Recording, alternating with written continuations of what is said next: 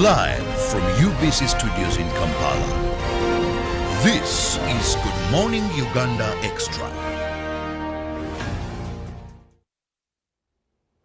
Welcome to Good Morning Uganda Extra. Welcome back from the residence of the Archbishop, the Most Reverend Dr. Samuel Kazimba Mugalu, where he was giving us his Christmas message, and one of the outstanding issues he mentioned was homosexuality, a devil, a cancer that is eating our country. To be more particular, he said, right from schools, there are people who are determined to invest money in this evil act, according to biblical teachings.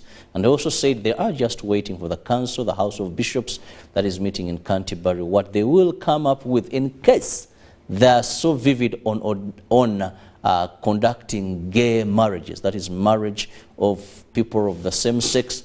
Church of Uganda will be left with no alternative but to part ways with the Church of Canterbury. They'll remain Anglicans, but not affiliated or under that church. So that was some of the highlights, and of course urging people to look at the birth of Jesus Christ than rather the partying, the eating excessively, but also a reminder that, well, be mindful that after Christmas there's January. You know, people say January has more days, it is 2 months in one.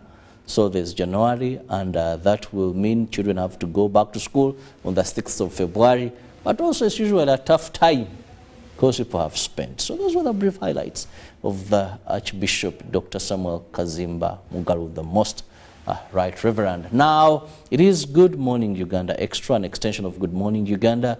And today I have very interesting people, by the way. Very, very interesting. And when I say very interesting people, with something still very interesting. Have you ever thought of leaving Uganda? You go to Nairobi, you continue, you enter South Africa. You know, you're enjoying Africa. Now, there is a lady and a gentleman here with me in studios who are planning to start on that journey. And I have a journalist, a photojournalist, who is Edward Echwalu. Edward Echwalu, a photojournalist. And I also have Maureen Agena, who happens to be an ICT and 4D specialist. They are going to be telling us more. Why are they embarking on this journey? You know, what is that is prompting them? Before we went on set, I asked them a number of questions. And I was like, what is intriguing? What is forcing them to take on, or what is driving their passion to take on such a journey? But let me begin by knowing how they have been. Maureen, how are you? I'm very well. Thanks. Welcome to our studios. Thank you very much. I'm so eager to understand a few things. Maybe you never know. I could go in the handbag or somewhere. That's Edward, true. good morning. Good morning to you. It's a pleasure having you. Thank you so much for hosting me. First time on TV, and so it's exciting. Well, I've come across a few of your works, I must say. Oh. Yeah, and I must say, yeah, you know how to hold that thing. Thank you so much. It's one of the things that disturbed me in journalism school. When I was doing photojournalism, and I thought I had perfected it very, very well. Yes. Now I go to develop. You know, in journalism school, we use the traditional way, not this digital. Yes. So you have a negative, and I had my everything very right. Yes. But I think I rushed to remove the negative. You're a unique character because film is no longer actively used in today's photojournalism space.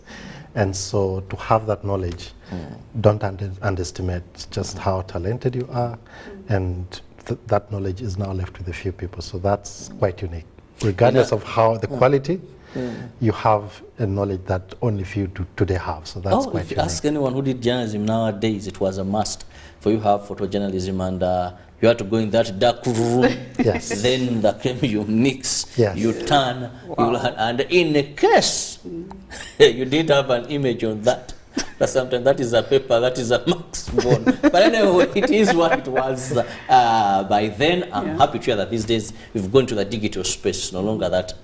Of course, even today, I don't see those photographers who tell us, pose, bend, wait, say hello, hi, cheese. Things have changed anyway. Yes. But also, we have Maureen, Yes. who is an ICT 4D specialist? Yes. What is that? That's information communication technology for development. For development? Yes. Well, I'd rush to my screen home 4D images.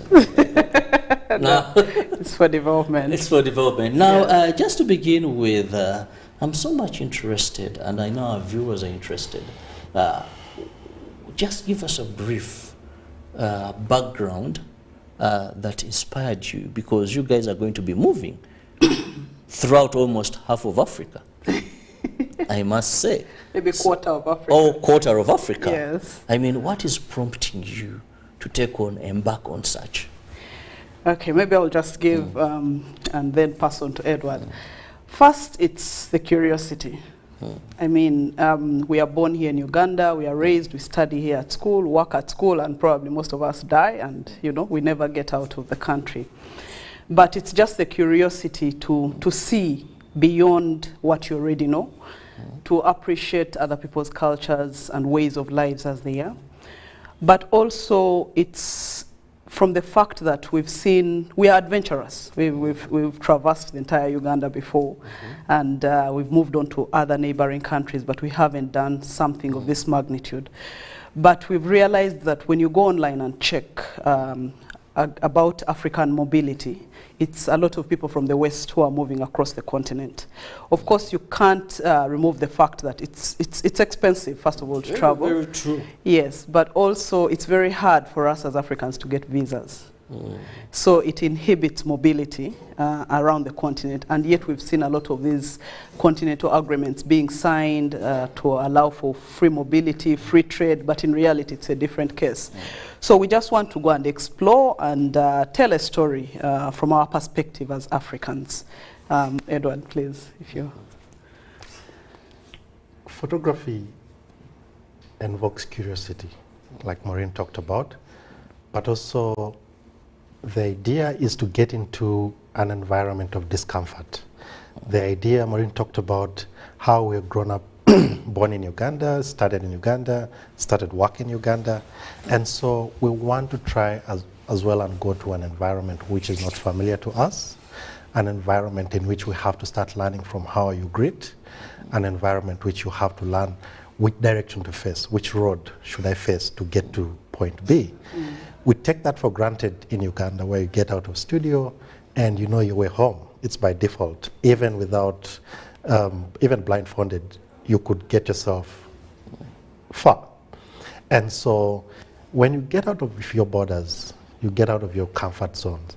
And so that in itself sort of reawakens, resets you as a person, where you have to start learning everything from the direction to the food, to the people, to the language, to where you're going to sleep. And so all the time you look at yourself and find yourself in foreign spaces that you don't belong. And that curiosity, that feeling of uncertainty in different spaces is what drives us to travel, is what drives us to inquire more of what is out there. Yes.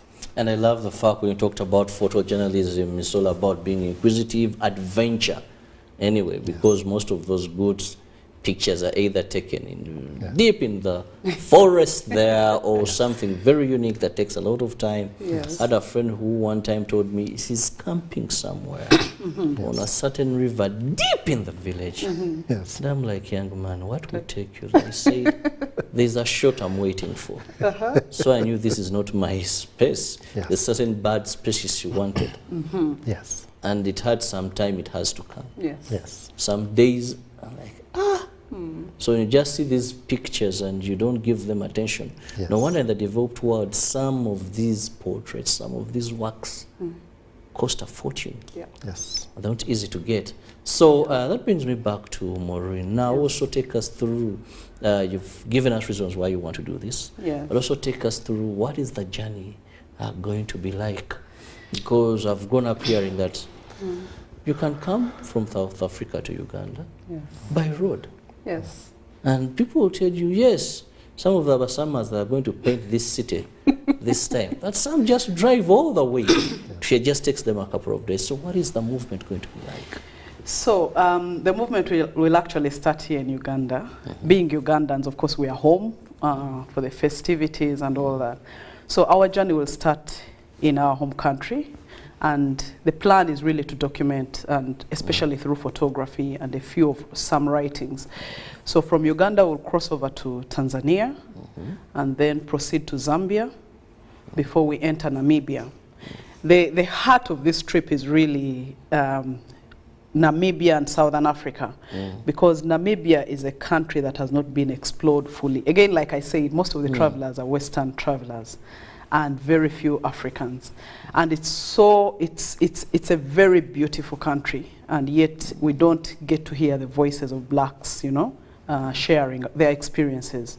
So after Namibia, we'll then enter South Africa, and then drive within South Africa to different towns and cities, then get into Lesotho, and there are things maybe we'll share later what we intend to see in each of those countries. Then drive to Botswana, Eswatini, and then enter Zimbabwe. After Zimbabwe, enter Mozambique. Then from Mozambique, connect to Malawi through Blantyre, and then to Tanzania, and then we start our route back through Kenya and back to Uganda. Wow. Yeah. I wish I could be part of this. You know, I love traveling. Yes. I love meeting new people. Yes. I love telling stories. Yes. Because I was told I'll live for a long time. So I want to be, in my old age, a storyteller by experience, not by passing on. You know, there's once upon a time. I don't want to be a once upon a time person. I want to say when I was, not once upon a time. But going back to Edward, this seems a very expensive venture. Because even if you told someone that let's go to maybe CP Falls just here in Uganda, it would cost some fairly good money. Accommodation, fuel, servicing a vehicle, and all that.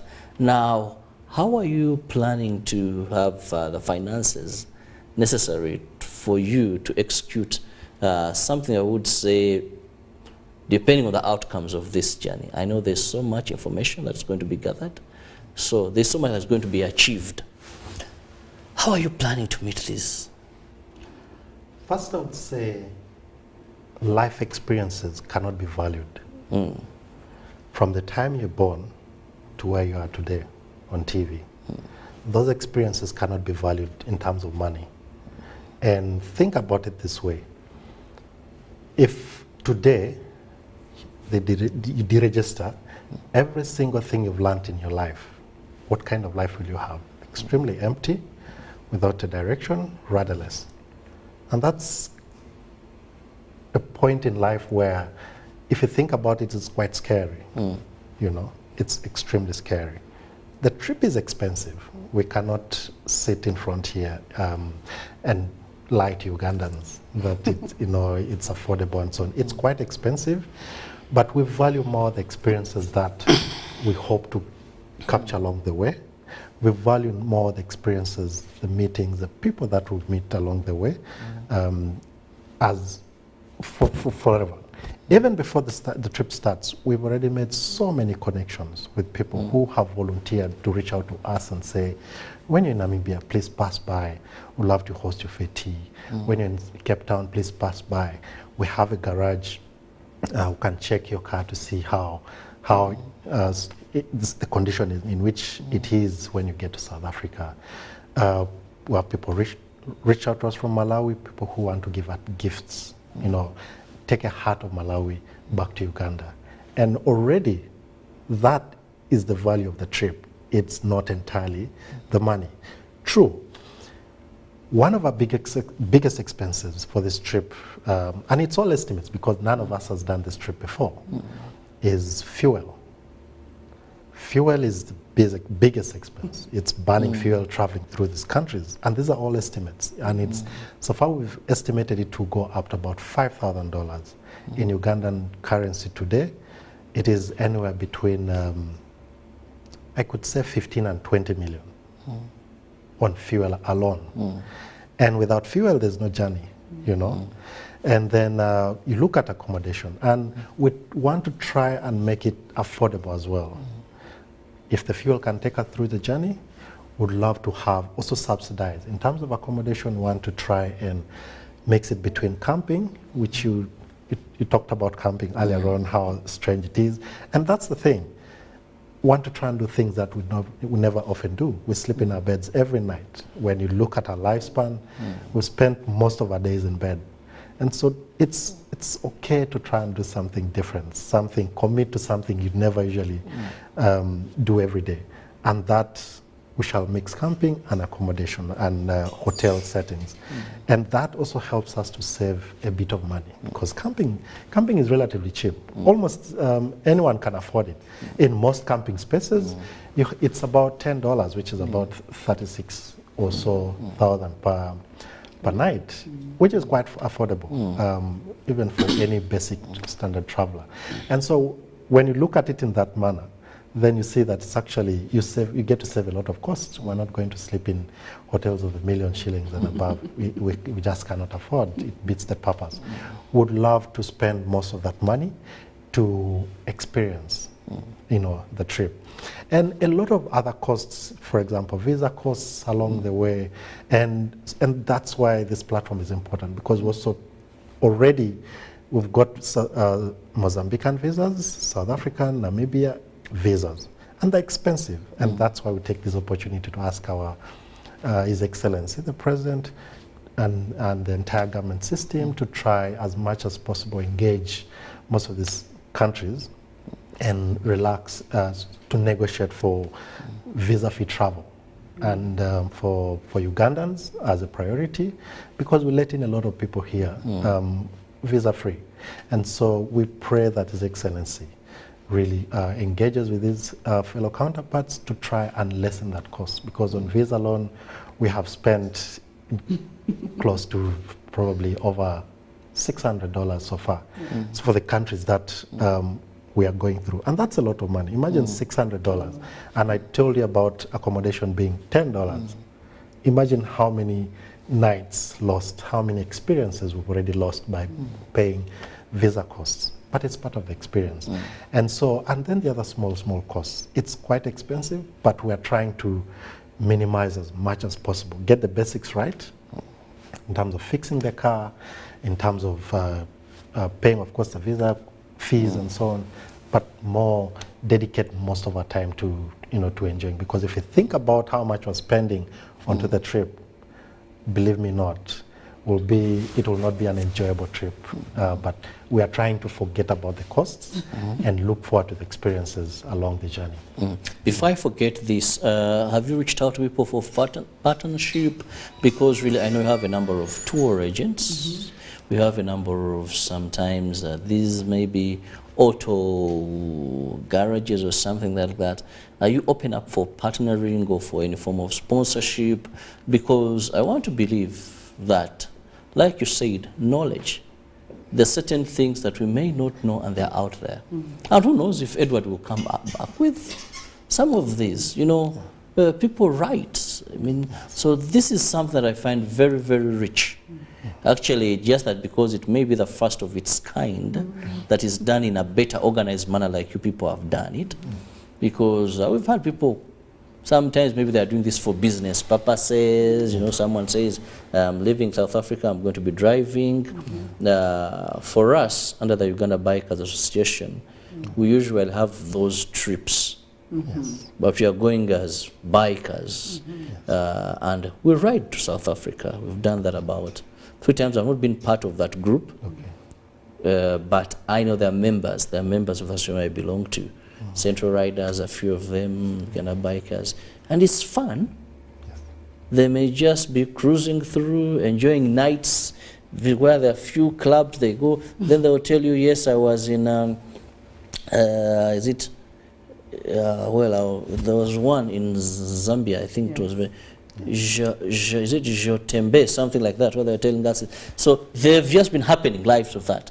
But I find that you have another touch of collecting something that is also going to be beneficial. It's going to be of a study purpose, not just fun and coming back and telling people, like I said, in this year when you were. No. So issues of partnership or sponsorship. Maybe I can go first. So Like we said, like Edward has really explained in detail, that this trip is beyond the curiosity. It's about documenting. I'll tell you, we started a hashtag on social media, Africa by Road, and the kind of interest it garnered was just overwhelming. And you'll get shocked what people want to know about. Visas, what countries, where do I require visas? How do I find accommodation, for instance? How do I cross from one border point to another? That's the kind of information people are looking for. And initially, you know, we planned this trip. So of course we had to put aside finances and, you know, be ready for it. But a lot of people reached out to us when we went live online and said, we are going to this place. They said, why don't you seek partnerships? And I made it made sense. So we reached out to some people. And we have quite a number on board. For instance, I'll mention Eversend. I don't know if you've heard about them. It's a money transfer service. And they're willing to give us virtual Visa cards. You know, for such trips, you don't carry a lot of cash. Visa works best. And this is a Ugandan brand. Oh. Yes, Eversend. And then we have Raintree Farm. They do moringa oils and soaps, and they said we'll cater for all your oil and soap needs. We have so many people who do coffee who have reached out to us. We have the person who is fixing our car, Sesanga Motor Services. It's a Land Rover Defender, a 4x4. So these are all Ugandan brands, you know. And for us, that gives us a lot of satisfaction. And that's the point from which we are seeking partnerships.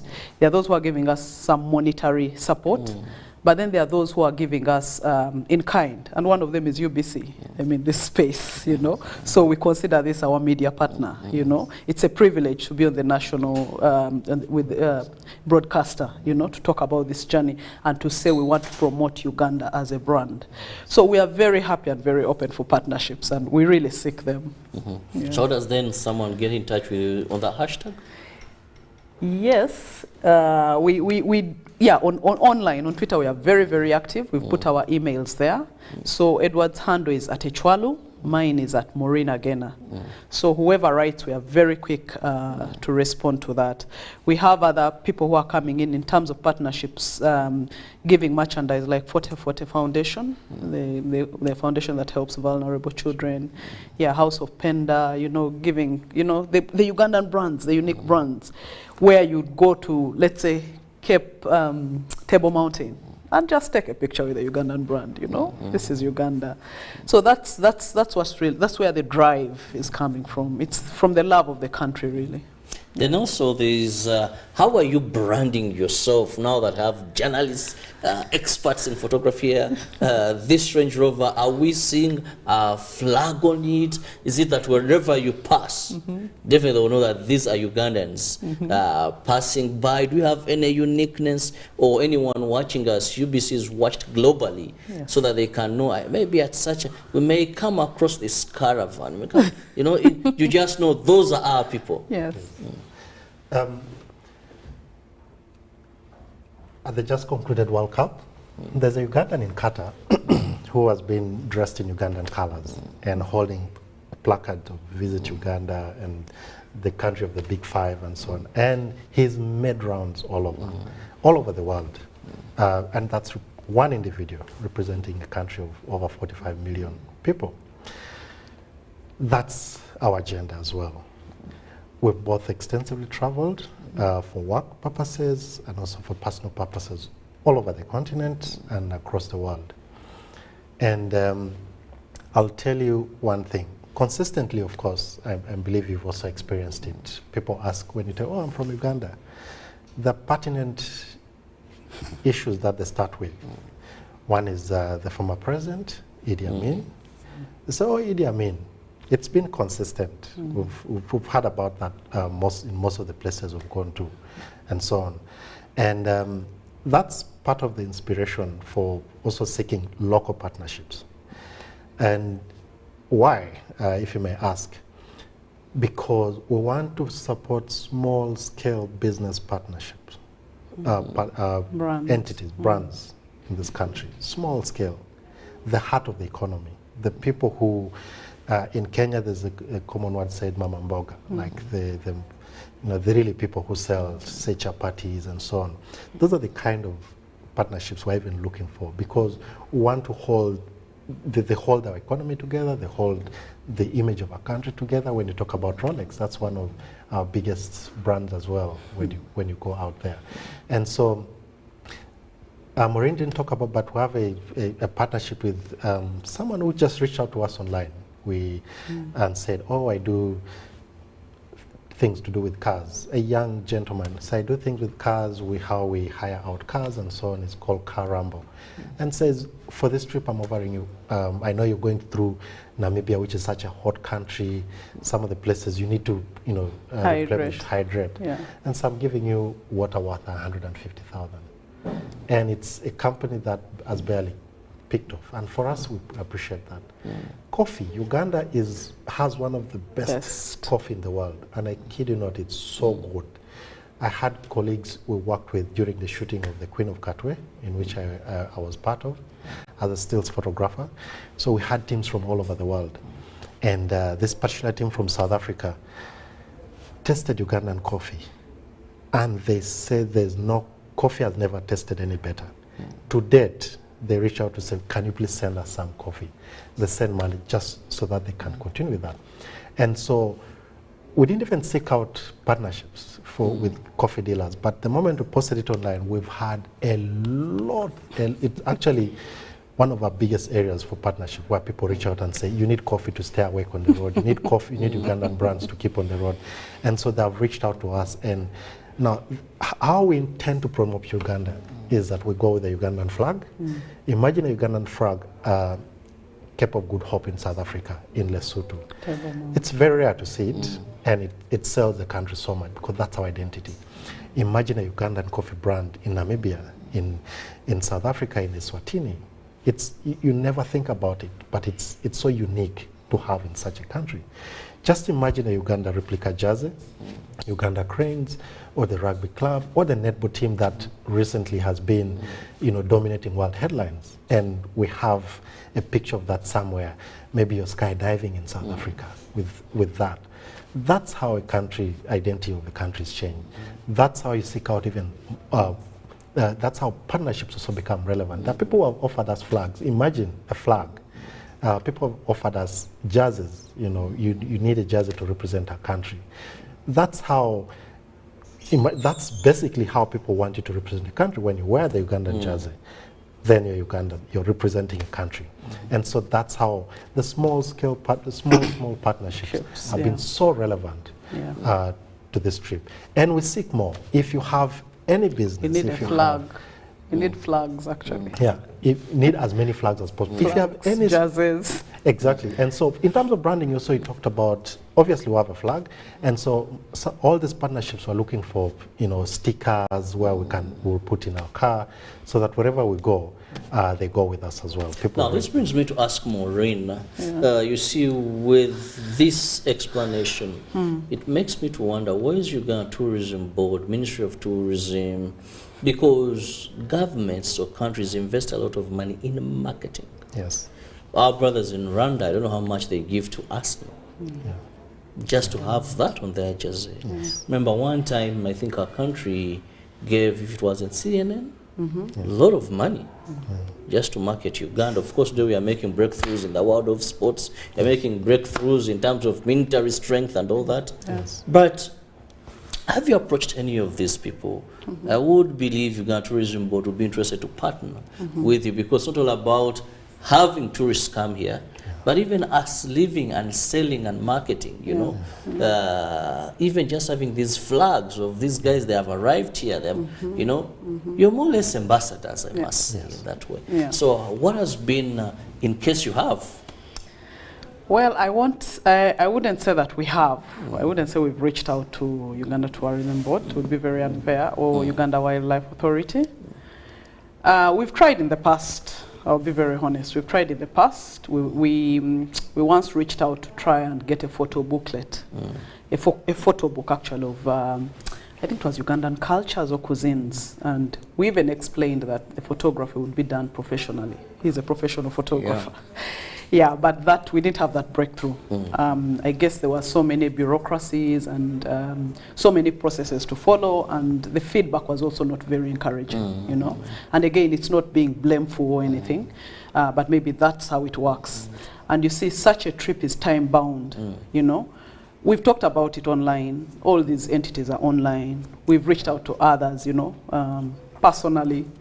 But again, I say sometimes there's a break in the communication. But I mean, this is a platform now to ask for that partnership. We are really open to partnership from UTB, from Uganda Wildlife Authority, and all these entities that encourage tourism. So yeah, we haven't really physically reached out, and we are reaching out now. Now, this is also another interesting one. Yes. I hope I get the answer. Yes. Is this a two-people trip? You know, there are people, we have a lot of people that are very adventurous in Uganda, but also many that are out there to enjoy life to the fullest. You know? One of the things I've learned with Ugandans, as we are very receptive, very welcoming people, and we rank high globally, but we are also very adventurous people, people full of life, people full of partying, enjoying. And this is a trip, I must say. Even me, myself, if Maureen would assure me, and my boss, Maurice would allow me. He would join in. Oh, who wouldn't want to tour almost a quarter of Africa? Let's just be very honest. You know? I told you why I'm into most of adventurous things. I grew up hearing old people begin with Aworatuka, you know, telling stories that were passed on to them. Yes. I want to age that way. Yes. I want to tell stories that have been part of them. Yes. You It's know? very important. Yes, when they come, I can tell when I was in Namibia, where I went with Edward and Maureen in 2020, well, I was able to visit this spot. Yes. Skydiving, no, well, I haven't done that. You know, when I begin, I want to be part of the stories I'm telling. Yes. Not when, well, when Edward came back, told me this. and that. No. That's So, is it a two-people thing, or are you open to people who are going to join you? What is it like? So it's a two-people thing, commencing the journey. But you'd be shocked at how many people all along the journey are willing to be part as well. We've had people reach out to us from Zambia. We've had people reach out to us from Botswana and Malawi to receive us. Okay. You know, and we cannot take that for granted. These are strangers who looked at a trip online and they say, when you get to Botswana, I would be happy to receive you. Tell us which border you're coming through, and we'll be happy to receive you. Just imagine that with a Ugandan flag, with a convoy. The Land Rover Club in Malawi is actually looking forward to receiving us. It's a vibrant community of Land Rover owners, and they're willing to receive us from the border into Malawi, to go to Blantyre. And we cannot take that for granted, because along the way, we're having people who will be jumping in and out. Some other people will just sit and have coffee. Some other people will take us on guided tour within their cities, within their countries. And that in itself enriches our trip, because they'll be giving us expert knowledge on these local communities, local cities, which would never, in our own capacity, have known fully. And so that's in itself, it involves a lot of people, really. It goes just beyond that. Yes. But also, I would say, you talked about, say, how Uganda markets itself. Uganda, I think, has done its fair share of marketing. Currently, there's Explore Uganda, which is doing good rounds. I think it's quite a successful way of showcasing Uganda, and I think that is kudos. But we can never run out of faces, run out of people marketing this country. And the most important marketing is not really the big entity marketing, it's the one individual marketing. Today, it's a good thing with online social media, for example. Your account could have hundreds of thousands of followers. Those are your people following you. I could also have 10,000. Somebody else could have 500.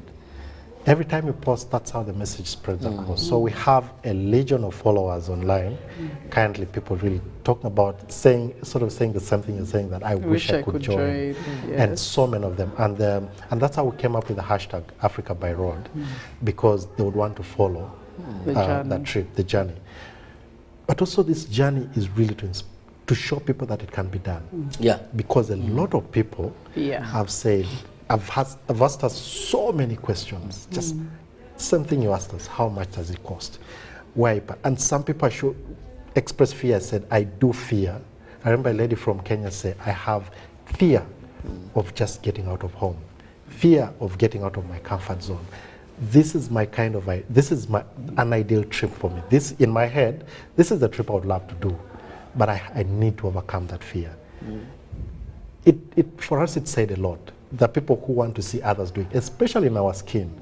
We talked about white people doing it a lot, and they did inspire it as well. We imagined, how does someone, travel from the United Kingdom by road or by bicycle, and a lot of them to Cape Town. Well, I've seen many of them. Yeah. Yes. I've covered actually a number of them. They cycle from South Africa, they come to Uganda, they are telling you are crossing through to Rwanda, and some of them even give them heroic welcomes. I've seen some, I think it's through tourism board, where have that coverage, they have a patrol leading them. Now, our very own, actually, when you're just talking about that, is it the Land Rover? Land Rover Club. Land Rover Club. Yes. It just took me back the memory line, and I'm like, wow, these guys are going to have the best. When we were welcomed by the Kenya Bikers Association, just from the border, it looks so good. Recently, I have a friend in the Subaru. Those guys also have their own group. So I got a chance to go with them when they're going to Tanzania, and when they're welcomed, and the convoy was like, Africans, you can have what is ours. Yes. These things shouldn't be things we see Alien. on TV. Yes, they shouldn't. No wonder that is why when some man called John Speak came from wherever he came from and said discovered the source of the Nile, they were taking water from the Nile for ages and ages, and then they disturb our heads in school. Who discovered the source of the Nile? God forgive Africa. That's what we want to demystify. Especially for a country like this. Uganda is so endowed with beauty.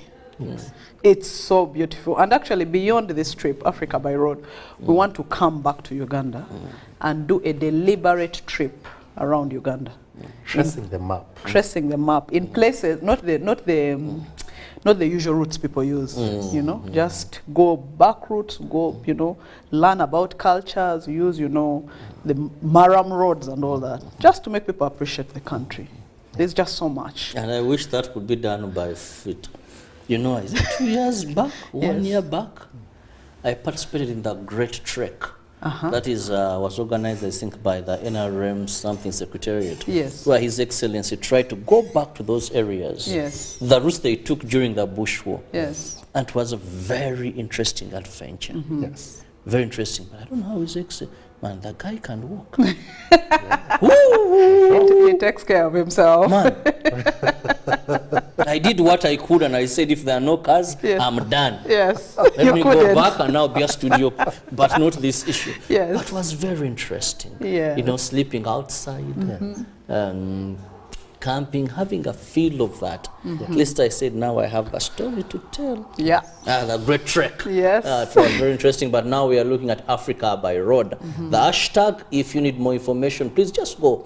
That is the handle, and you'll be able to see many other people who are part of this.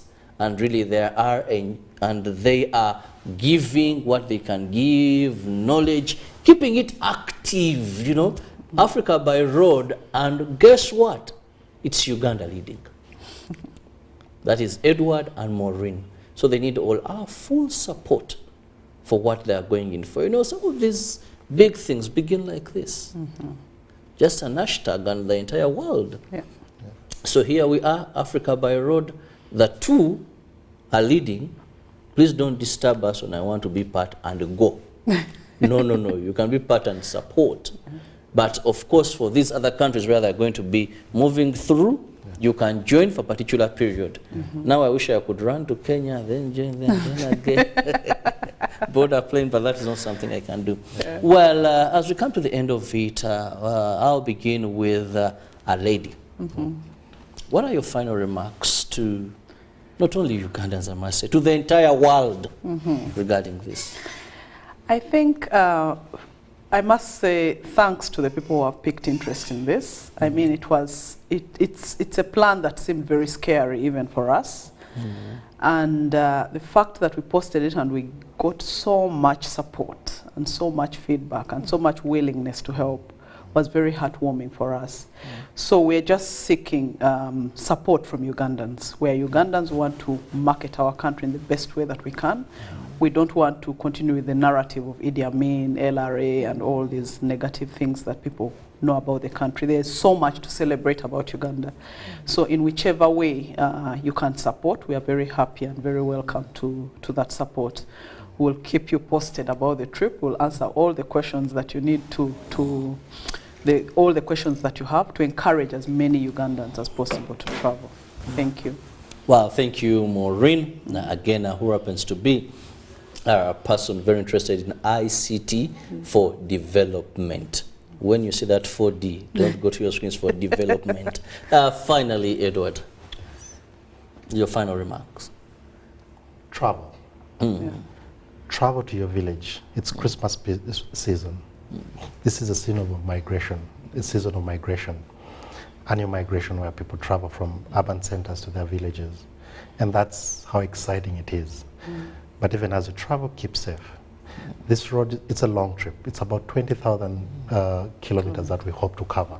That's what people do in years.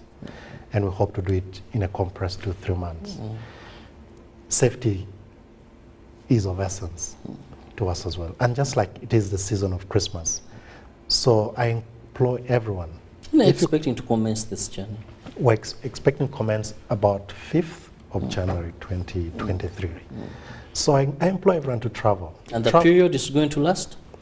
It's going to last between 2 to 3 months in total. And with more support, it could be even longer than that. We could explore even a lot more than that. So I would say travel, Ugandans, travel to your village, travel to any districts. Start from yourself and say, which district have I not been to in Uganda? And travel to that district and see what it is like. What do they eat? What are the people like? It's very important.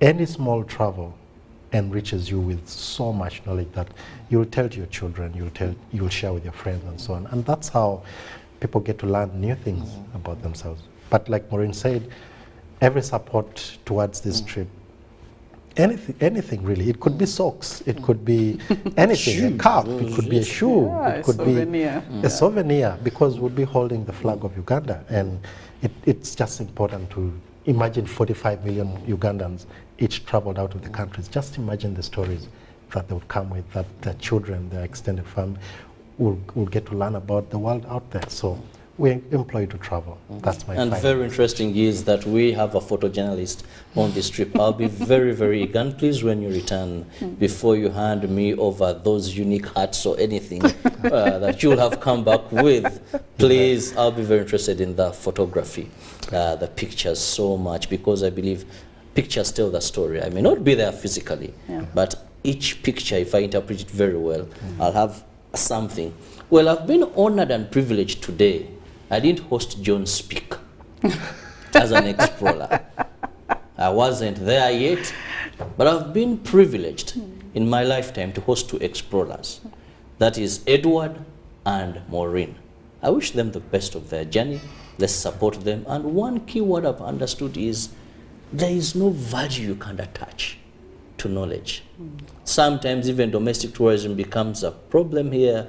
You quantify, you motivate, well, it's very expensive, but you're getting knowledge.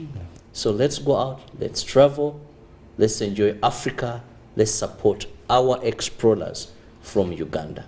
I'm humbled, I'm honored that now I'll tell a story of our very studied explorers, by the way. And these were Africa-Ugandan explorers. See you tomorrow, God willing. Have a lovely day.